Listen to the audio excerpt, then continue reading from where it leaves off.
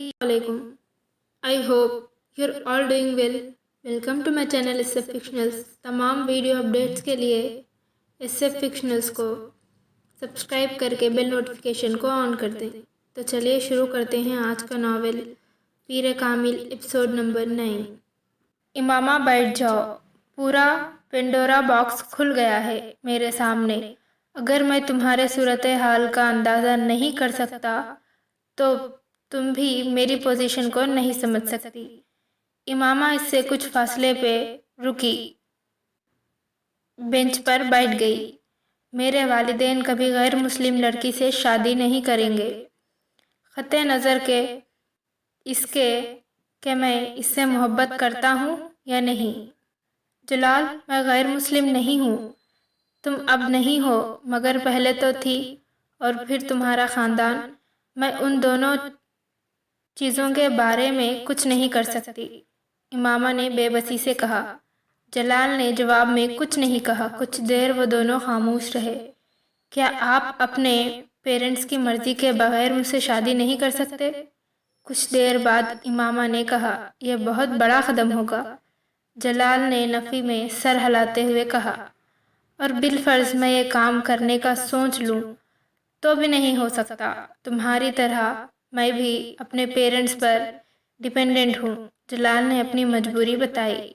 मगर आप house job कर रहे हैं और चंद सालों में एस्टेब्लिश हो जाएंगे, इमामा ने कहा। मैं हाउस जॉब के बाद स्पेशलाइजेशन के लिए बाहर जाना चाहता हूँ, और ये मेरे पेरेंट्स की माली मदद के बगैर नहीं हो सकता। स्पेशलाइजेशन के बाद ही मैं वापस आकर अपनी प्रैक्टिस स्टैब्लिश हो कर सकता हूँ। 3-4 साल अपनी स्टडीज़ पर ख़त्म करने में भी लग जाएगी, जलाल ने इसे याद दिलाया। फिर इमामा ने इससे मायूसी से पूछा, फिर ये कि मुझे सोचने का वक्त दो, शायद मैं कोई रास्ता निकाल सकूं। मैं तुम्हें छोड़ना नहीं चाहता।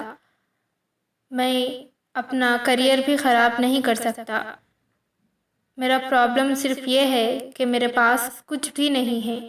जो कुछ है माँ बाप का है, और अपनी सारी जमा पूंजी मुझ पर खर्च कर रहे हैं। ये सोचकर कि मैं कल इनके लिए कुछ करूँगा। वो बात करते करते रुका। क्या ऐसा नहीं हो सकता कि तुम्हारे वालिदैन अपनी मर्ज़ी से तुम्हारी शादी मुझसे कर दें? इस सूरत में कम से कम मेरे वालिदैन को यह एतराज़ तो नहीं होगा कि तुमने अपने वालिदैन की मर्ज़ी के ख़िलाफ़ इन्हें बताए बगैर मुझसे शादी की। वो जलाल का चेहरा देखने लगी। मैं नहीं जानती ऐसा हो सकता है या नहीं। मैं कुछ भी नहीं कह सकती। वो मेरी बात मानेंगे या नहीं। इमामा ने कुछ मायूसी के आलम में बात अधूरी छोड़ दी। जलाल बात मुकम्मल होने का इंतज़ार करता रहा। मेरी फैमिली में आज तक किसी लड़की ने अपनी मर्ज़ी से बाहर किसी लड़के से शादी नहीं की, इसलिए मैं ये नहीं बता सकती कि का रद्द-ए-अमल क्या होगा। मगर मैं ये ज़रूर बता सकती हूँ कि इनका रद्द-ए-अमल बहुत ख़राब होगा, बहुत बुरा। वो मुझसे बहुत मोहब्बत करते हैं, लेकिन मुझे ये इजाज़त नहीं दे सकते कि मैं इतना बड़ा कदम उठाऊँ। आपको अंदाज़ा होना चाहिए कि मेरे बाबा को कितनी शर्मिंदगी और बेइज्जती का सामना करना पड़ेगा। सिर्फ मेरे लिए तो वो ये सब कुछ नहीं बदल देंगे। अगर मुझे अपनी फैमिली से मदद की तवक्को होती तो मैं घर से बाहर सहारों की तलाश में होती, ना ही आपसे इस तरह मदद मांग रही होती। धीमे लहजे में अपने आवाज़ की लर्जिश पर काबू पाते हुए उसने जलाल से कहा, इमामा, मैं तुम्हारी मदद करूँगा। मेरे पेरेंट्स मेरी बात नहीं टालेंगे। समझाने में कुछ वक्त लगेगा, मगर मैं तुम्हारी मदद करूँगा। मैं उन्हें मना लूँगा। तुम ठीक कहती हो कि मुझे तुम्हारी मदद करनी चाहिए। वह फिर सोच मगर उलझे हुए अंदाज में उससे कह रहा था। इमामा को अजीब सी ठारस हुई। उससे जलाल से यही तवक्को थी। इमामा ने सोचा, मेरा इंतखाब गलत नहीं है। ये अहमखाना तजवीज़ असजद के अलावा किसी दूसरे की हो ही नहीं सकती। उसे एहसास नहीं कि अभी मैं पढ़ रही हूँ, इमामा ने अपनी भाभी से कहा। نہیں، اسجد نے یا اس کے گھر والوں نے ایسا کوئی مطالبہ نہیں کیا۔ بابا خود تمہاری شادی کرنا چاہ رہے ہیں، امامہ نے بھابھی کے رسانیت سے جواب دیا۔ بابا نے کہا ہے، مجھے یقین نہیں آ رہا۔ جب میں نے میڈیکل میں ایڈمیشن لیا تھا تب ان کا دور دور تک ایسا کوئی خیال نہیں تھا۔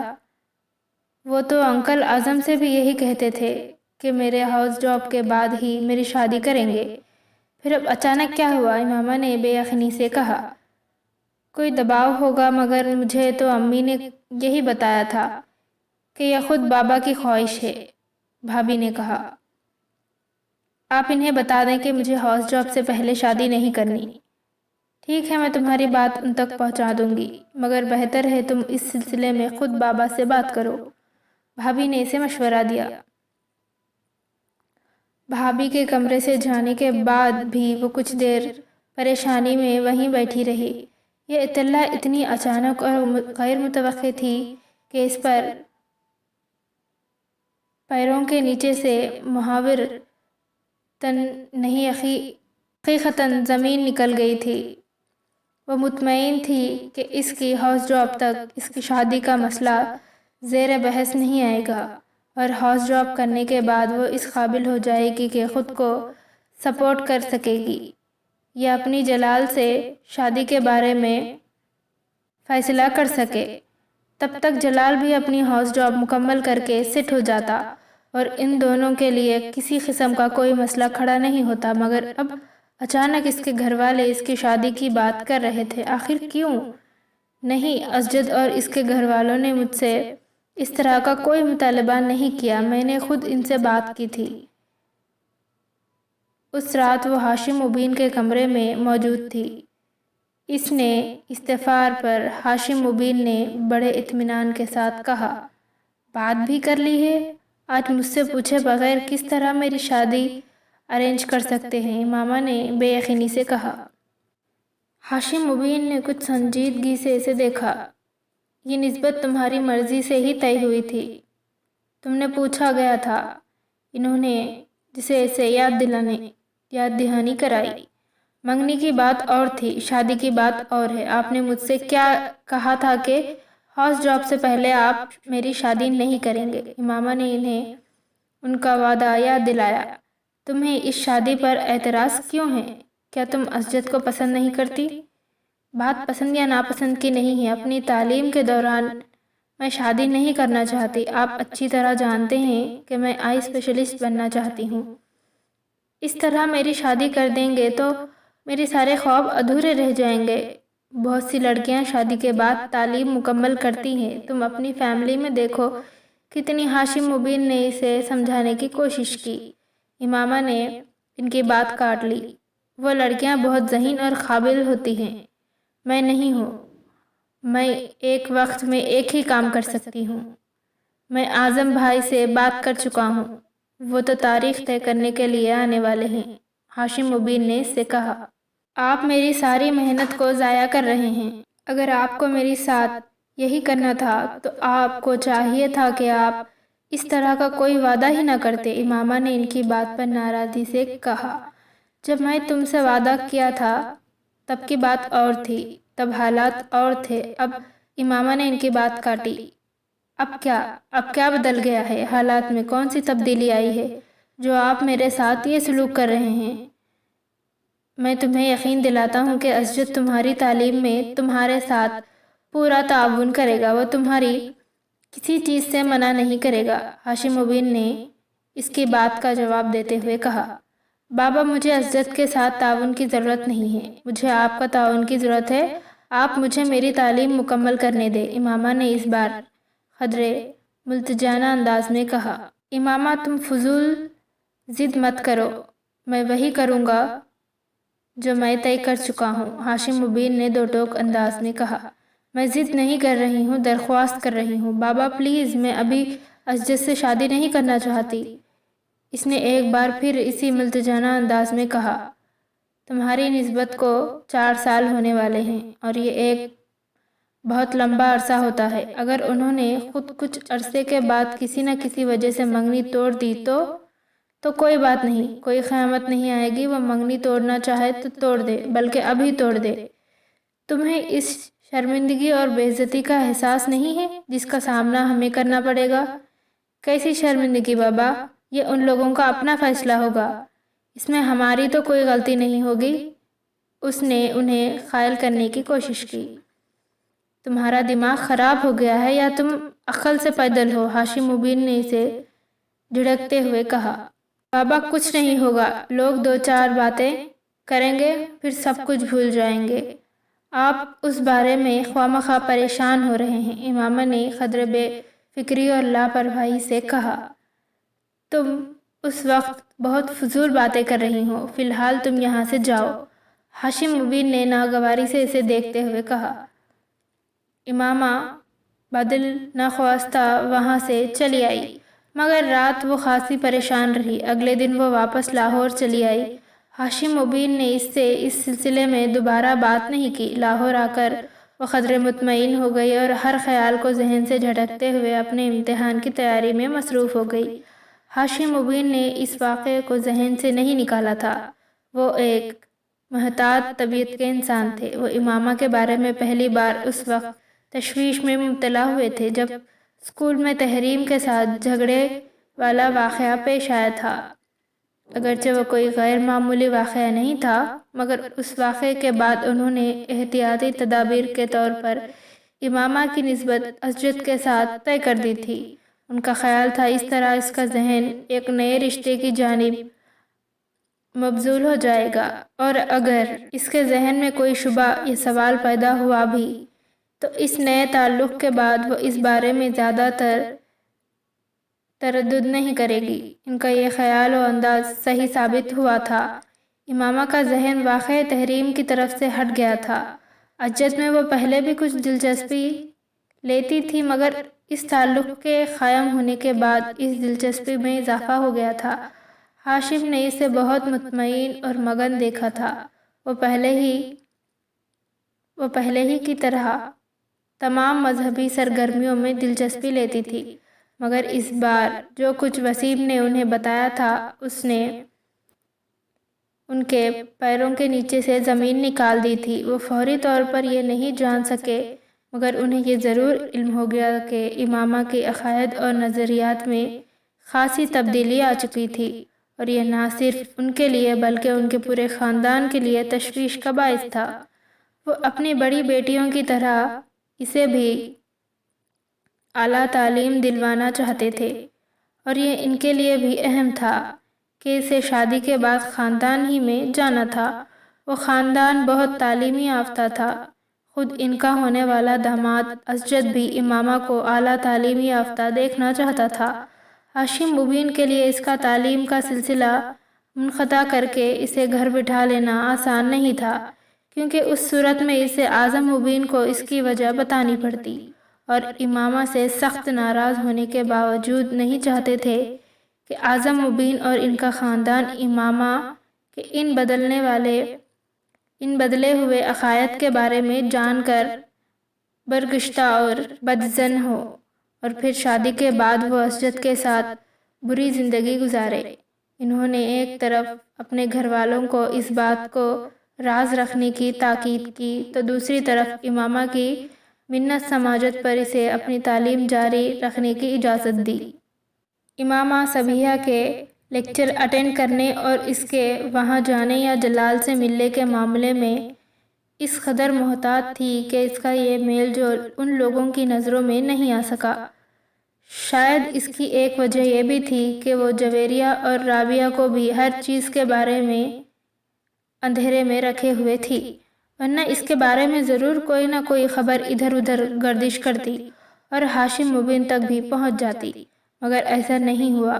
ہاشم مبین اس کی طرف سے مطمئن ہو گئے تھے، مگر امامہ کے اندر آنے والی ان تبدیلیوں نے انہیں تشویش میں مبتلا کر دیا تھا۔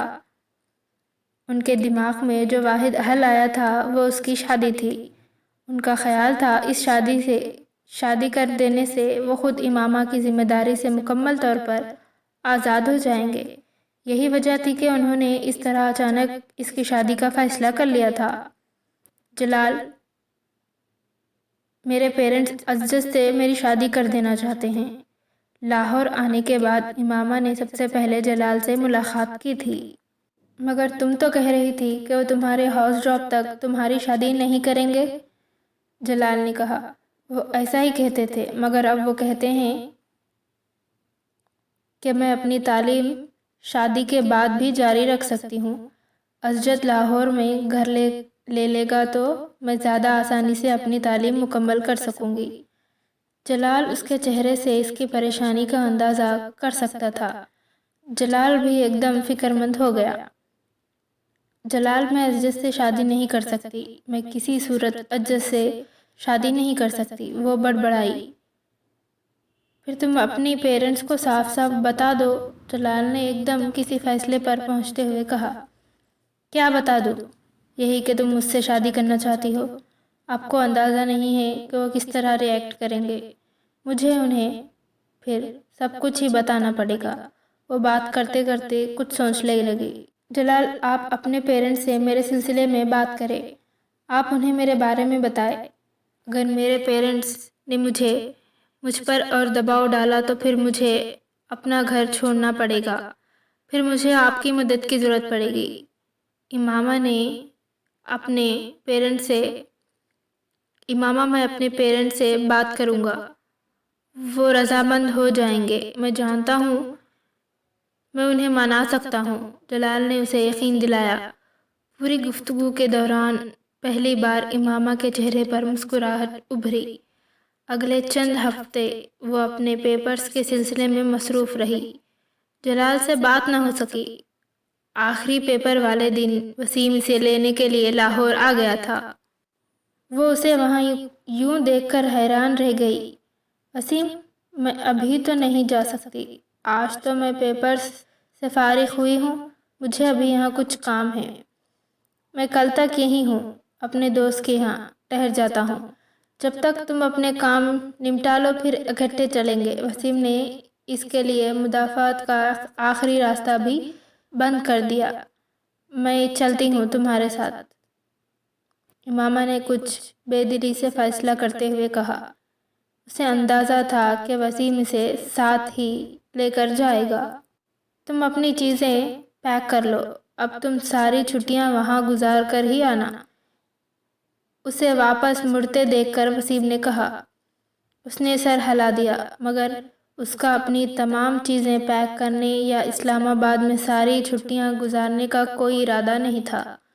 اس نے طے کیا تھا کہ وہ چند دن وہاں گزار کر کسی نہ کسی بہانے سے واپس لاہور آ جائے گی، اور یہی اس کی غلط فہمی تھی۔ رات کے کھانے پر وہ سب گھر والوں کے ساتھ کھانا کھا رہی تھی اور سب خاموش خوش گپیوں میں مصروف تھے۔ پیپرز کیسے ہوئے تمہارے؟ ہاشم مبین نے کھانا کھاتے ہوئے اس سے پوچھا۔ بہت اچھے ہوئے، ہمیشہ کی طرح، اس نے چاول کا چمچہ منہ میں ڈالتے ہوئے کہا۔ ویری گڈ، چلو پیپرز کی ٹینشن تو ختم ہوئی، اب تم کل سے اپنی شاپنگ شروع کر دو۔ امامہ نے حیرانی سے انہیں دیکھا۔ شاپنگ؟ کیسی شاپنگ؟ فرنیچر کی اور جویلر کے پاس بھی پہلے چلے جانا تم لوگ، باقی چیزیں تو آہستہ آہستہ ہوتی رہیں گی۔ ہاشم مبین نے اس کے سوال کا جواب دینے کے بجائے اس بار اپنی بیوی سے کہا۔ بابا، مگر کس لیے؟ امامہ نے ایک بار پھر پوچھا۔ تمہاری امی نے بتایا نہیں تمہیں کہ ہم نے تمہاری شادی کی تاریخ طے کر دی؟ امامہ کے ہاتھ میں چمچ چھوٹ کر لپیٹ میں جا گرا۔ ایک لمحے میں اس کا رنگ فخ ہو گیا تھا۔ میری شادی کی تاریخ؟ اس نے بے یقینی سے باری باری سلمیٰ اور ہاشم کو دیکھا، جو اس کے تاثرات پر حیران نظر آ رہے تھے۔ ہاں، تمہاری شادی کی تاریخ، ہاشم مبین نے کہا۔ یہ آپ کیسے کر سکتے ہیں؟ مجھ سے پوچھے بغیر، مجھے بتائے بغیر؟ ہونق چہرے کے ساتھ انہیں دیکھ رہی تھی۔ تم سے پچھلی دفعہ بات ہوئی تھی اس سلسلے میں۔ ہاشم مبین ایک دم سنجیدہ ہو گئے۔ اور میں نے انکار کر دیا تھا۔ ہاشم مبین نے اسے بات مکمل نہیں کرنے دی۔ میں نے تمہیں بتا دیا تھا کہ مجھے تمہاری انکار کی کوئی پرواہ نہیں ہے۔ میں اسجد کے گھر والوں کے سے بات کر چکا ہوں، ہاشم مبین نے تیز آواز میں کہا۔ ڈائننگ ٹیبل پر ایک دم گہری خاموشی چھا گئی، کوئی بھی کھانا نہیں کھا رہا تھا۔ امامہ ایک دم اپنی کرسی سے کھڑی ہو گئی۔ آئی ایم سوری بابا، مگر میں اسجد سے شادی نہیں کر سکتی۔ آپ نے یہ شادی طے کی ہے، آپ ان سے بات کر کے اسے ملتوی کر دیں، ورنہ میں خود ان سے بات کر لوں گی۔ ہاشم مبین کا چہرہ سرخ ہو گیا۔ تم اسجد سے شادی کرو گی، اور اسی تاریخ کو جو میں نے طے کی ہے۔ تم نے سنا؟ وہ بے اختیار چلائے۔ اٹس ناٹ فیئر، امامہ نے بھرائی ہوئی آواز میں کہا۔ اب تم مجھے بتاؤ گی کہ کیا فیئر ہے اور کیا نہیں؟ تم بتاؤ گی مجھے؟ ہاشم مبین نے اس کی بات پر اور غصہ آیا۔ بابا، جب میں نے آپ سے کہا تھا کہ مجھے اپنی شادی نہیں کرنی، تو آپ زبردستی کیوں کر رہے ہیں میرے ساتھ؟ امامہ نے بے اختیار رونے لگی۔ کر رہا ہوں زبردستی، پھر میں حق رکھتا ہوں، وہ چلائے۔ امامہ اس بار کچھ کہنے کے بجائے اپنے ہونٹ کھینچتے ہوئے سرخ چہرے کے ساتھ تیزی سے ڈائننگ روم میں سے نکل آئی۔ میں اس سے بات کرتی ہوں، آپ پلیز کھانا کھائیں، اپنا غصہ نہ کریں، وہ جذباتی ہے اور کچھ نہیں، سلمہ نے ہاشم مبین سے کہا، اور خود وہ اپنی کرسی سے اٹھ کر کھڑی ہوئی۔ ان کے کمرے سے نکلتے ہی وسیم کو دیکھ کر امامہ بے اختیار اٹھ کھڑی ہوئی۔ تم دفع ہو جاؤ یہاں سے، نکل جاؤ۔ اس نے تیزی سے وسیم کے پاس جا کر اسے دھکا دینے کی کوشش کی۔ وہ پیچھے ہٹ گیا۔ کیوں؟ میں نے کیا کیا ہے؟ جھوٹ بول کر اور دھوکہ دے کر تم مجھے یہاں لے آئے ہو۔ مجھے اگر لاہور میں پتہ چل جاتا کہ تم اس لیے مجھے اسلام آباد لا رہے ہو تو میں کبھی یہاں نہ آتی۔ وہ دہاڑی۔ میں نے وہی کیا جو مجھ سے بابا نے کہا۔ بابا نے کہا تھا میں تمہیں نہ بتاؤں۔ وسیم نے وضاحت پیش کرنے کی کوشش کی۔ پھر تم یہاں میرے پاس کیوں آئے ہو؟ بابا کے پاس جاؤ، ان کے پاس بیٹھو، بس یہاں سے دفع ہو جاؤ۔ وسیم ہونٹ بھینچتے ہوئے اسے دیکھتا رہا، پھر کچھ کہے بغیر کمرے سے نکل گیا۔ امامہ اپنے کمرے میں جا کر کمرے میں بیٹھ گئی۔ اس وقت اس کے پیروں سے صحیح معنوں میں زمین نکل چکی تھی۔ یہ اس کے وہم و گمان میں بھی نہیں تھا کہ اس کے گھر والے اس کے ساتھ اس طرح کر سکتے ہیں۔ وہ اپنے خدامت پرست یا یکڑ نہیں تھے جتنے وہ اس وقت ہو گئے تھے۔ اسے ابھی بھی یقین نہیں آ رہا تھا کہ یہ سب اس کے ساتھ ہو رہا تھا۔ اس کا دل ڈوبنے لگا۔ مجھے اس صورتحال کا سامنا کرنا ہے، مجھے ہمت نہیں ہارنی، مجھے کسی نہ کسی طرح فوری طور پر جلال سے کانٹیکٹ کرنا ہے۔ وہ یقیناً اب تک اپنے پیرنٹس سے بات کر چکا ہوگا، اس سے بات کر کے کوئی نہ کوئی راستہ نکل آئے گا۔ وہ بے چینی سے کمرے میں ٹہلتے ہوئے سوچتی رہی۔ اس کے کمرے میں دوبارہ کوئی نہیں آیا۔ رات 12 بجے کے بعد وہ اپنے کمرے سے نکلی۔ وہ جانتی تھی اس وقت تک سب سونے کے لیے جا چکے ہوں گے۔ اس نے جلال کے گھر کا نمبر ڈائل کرنا شروع کر دیا۔ فون کسی نے نہیں اٹھایا۔ اس نے ایک کے بعد دیگرے کئی بار نمبر ملایا۔ آدھ گھنٹے تک اس طرح کالز کرتے رہنے کے بعد اس نے مایوسی کے ساتھ فون رکھ دیا۔ وہ جویریہ یا رابعہ کو فون نہیں کر سکتی تھی۔ وہ دونوں اس وقت ہاسٹل میں تھی۔ کچھ دیر سوچتے رہنے کے بعد اس نے صبیحہ کا نمبر ڈائل کرنا شروع کر دیا۔ اس کے والد نے فون اٹھایا۔ بیٹا، صبیحہ تو پشاور گئی ہے، مجھے اپنی امی کے ساتھ، صبیحہ کے والد نے امامہ کو بتایا۔ پشاور؟ امامہ کے دل کی دھڑکن رک گئی۔ اس کے کزن کی شادی ہے، وہ لوگ ذرا پہلے چلے گئے ہیں۔ میں بھی کل چلا جاؤں گا، اس کے والد نے بتایا۔ کوئی پیغام ہو تو آپ مجھے دے دیں، میں صبیحہ کو پہنچا دوں گا۔ نہیں شکریہ انکل، وہ ان کے ساتھ اس سارے معاملے میں کیا بات کر سکتی تھی۔ اس نے فون رکھ دیا۔ اس کے ڈپریشن میں اضافہ ہونے لگا۔ اگر میرا جلال سے کانٹیکٹ نہ ہوا تو اس کا دل ایک بار پھر ڈوبنے لگا۔ ایک بار پھر اس نے جلال کا نمبر ڈائل کرنا شروع کر دیا اور تب ہی کسی نے اس کے ہاتھ سے ریسیور لے لیا۔ وہ سن ہو گئی۔ ہاشم مبین اس کے پیچھے کھڑے تھے۔ کس کو فون کر رہی ہو؟ ان کے لہجے میں بے حد ٹھہراؤ تھا۔ دوست کو کر رہی تھی، امامہ نے ان کی طرف دیکھے بغیر کہا۔ وہ ان سے نظریں ملا کر جھوٹ نہیں بول سکتی تھی۔ میں ملا دیتا ہوں انہوں نے سرد آواز میں کہتے ہوئے ری ڈائل کا بٹن دبا دیا اور ریسیور کان سے لگا لیا۔ امامہ زرد چہرے کے ساتھ انہیں دیکھنے لگی۔ وہ کچھ دیر تک اسی طرح ریسیور کان سے لگائے ٹھہرے رہے، پھر انہوں نے ریسیور کریڈل پر رکھ دیا۔ یقیناً دوسری طرف کال ریسیو نہیں کی گئی تھی۔ کون سی دوست ہے یہ تمہاری جس کو تم اس وقت فون کر رہی ہو؟ انہوں نے درشت لہجے میں امامہ سے پوچھا۔ زینب۔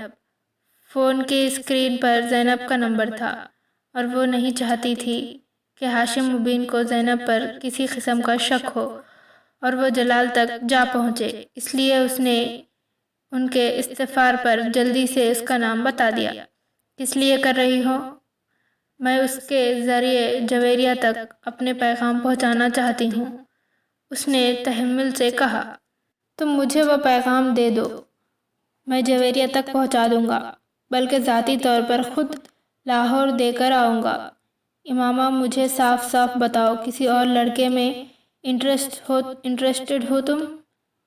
انہوں نے کسی تمہید کے بغیر اچانک اس سے پوچھا۔ وہ انہیں کچھ دیر دیکھتی رہی، پھر اس نے کہا، ہاں۔ ہاشم مبین دم بخود رہ گئے۔ کسی اور لڑکے میں انٹرسٹڈ ہو؟ انہوں نے بے یقینی سے اپنا جملہ دہرایا۔ امامہ نے پھر ثبات میں سر ہلا دیا۔ ہاشم مبین نے بے اختیار اس کے چہرے پر تھپڑ کھینچ مارا۔ مجھے اسی بات کا اندیشہ تھا تم سے، مجھے اس بات کا اندیشہ تھا۔ وہ غصے میں تنتناتے گئے۔ امامہ گمسم اپنے گال پر ہاتھ رکھے انہیں دیکھ رہی تھی۔ یہ پہلا تھپڑ تھا جو ہاشم مبین نے اس کی زندگی میں اسے مارا تھا۔ امامہ کو یقین نہیں آ رہا تھا کہ یہ تھپڑ اسے مارا گیا تھا۔ وہ ہاشم مبین کی سب سے لاڈلی بیٹی تھی، پھر بھی انہوں نے اس کے گالوں پر آنسو بہہ نکلے تھے۔ اسجد کے علاوہ میں تمہاری شادی کہیں اور نہیں ہونے دوں گا۔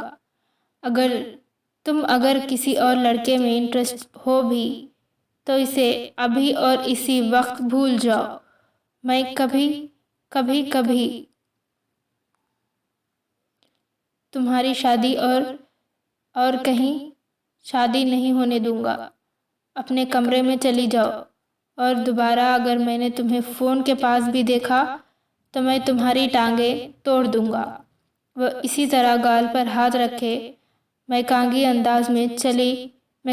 انداز میں چلتے ہوئے اپنے کمرے میں آ گئی۔ اپنے کمرے میں آ کر وہ بچوں کی طرح پھوٹ پھوٹ کر رونے لگی۔ کیا بابا مجھے اس طرح مار سکتے ہیں؟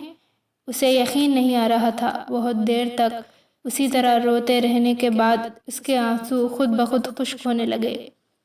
وہ اٹھ کر اضطراب کے عالم میں اپنے کمرے کی کھڑکی کی طرف آ گئی اور خالی اس ذہنی کے عالم میں بند کھڑکیوں کو شیشوں سے باہر دیکھنے لگی۔ نیچے اس نے گھر کا لان نظر آ رہا تھا، پھر لاشعوری طور پر اس کی نظر دوسرے گھر پر پڑی۔ وہ سالار کا گھر تھا۔ اس کا کمرہ نچلی منزل پر تھا۔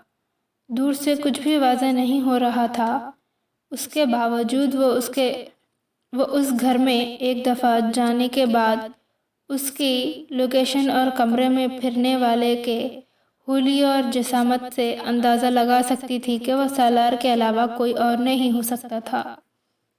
اس کے ذہن میں ایک جھماکا ہوا۔ ہاں، یہ شخص میری مدد کر سکتا ہے۔ اگر میں اسے ساری صورتحال بتا دوں اور اس سے کہوں کہ لاہور جا کر جلال سے رابطہ کرے تو میرا مسئلہ حل ہو سکتا ہے، مگر اس سے رابطہ کیسے؟ اس کے ذہن میں ایک دم اس کی گاڑی کے پچھلے شیشے پر لکھا ہوا اس کا موبائل نمبر اور نام یاد آیا۔ اس نے ذہن میں موبائل نمبر کو دہرایا۔ اسے کوئی وقت نہیں تھا۔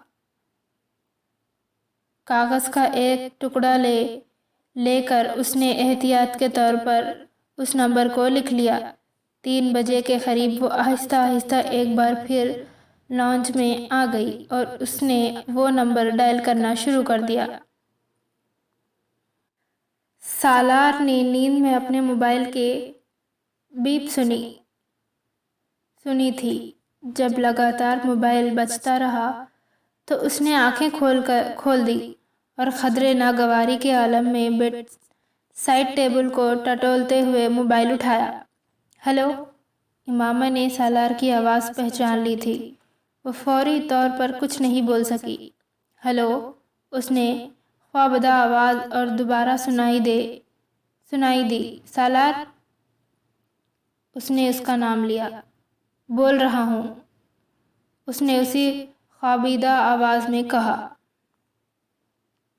میں امامہ بول رہی ہوں، وہ کہنے والا تھا۔ کون امامہ؟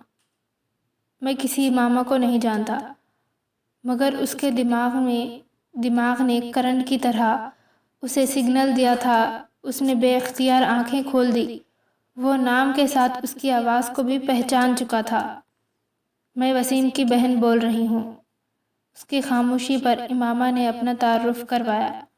میں پہچان چکا ہوں۔ سالار نے ہاتھ بڑھا کر بیڈ سائڈ لیمپ کو آن کر دیا۔